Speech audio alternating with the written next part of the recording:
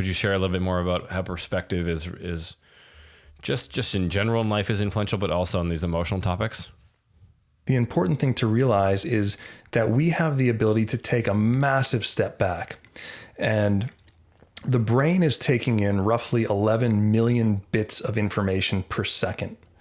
Out of that 11 million, 9 million are inherently negative.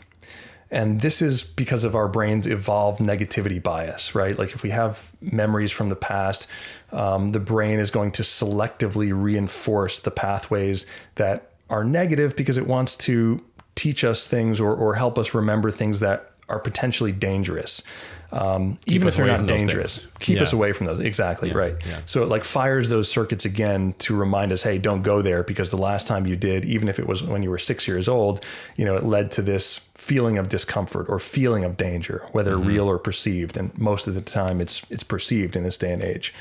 But because there is this spectrum of like, there's way too much information coming in through the senses than our brains can process. There's a network in the brain called the salience network, and the salience network job is to selectively filter out different bits of information. And again, if left to its own devices, it will filter out the negative parts. So simply by becoming aware of that, it starts to give us our power back.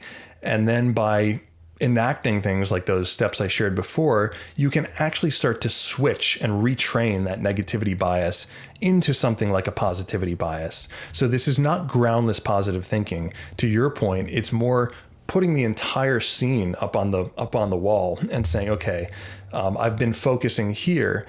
And in fact, this is like a tiny, tiny segment of the entire bigger picture.